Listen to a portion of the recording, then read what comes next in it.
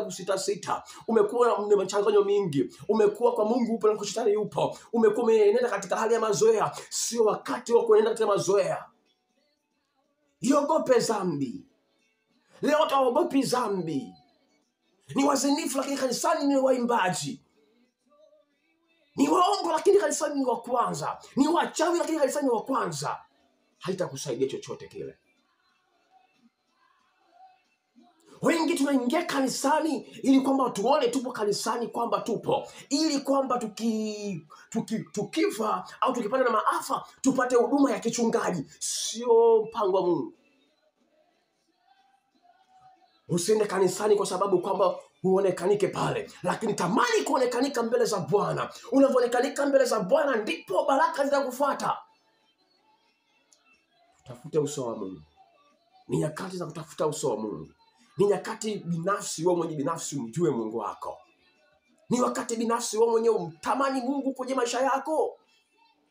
Ni nyakati za hatari.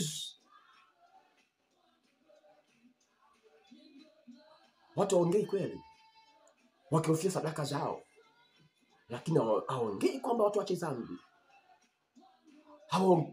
Hakuna tena mahubiri ya watu kusema kwamba watu watubu.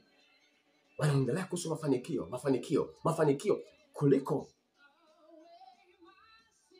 kuambia watu kweli kuhusu toba na ujio wa Yesu Kristo. Penda au usipende, Yesu atashuka kwa wale watu ambao wamekubali. Hata kwenda na wale watu ambao wamekubali kujikana, wamekubali kutembea na yeye, wamekubali kuacha ya dunia. Walijinyima kwa dunia kwa ajili ya ufalme wa mbinguni.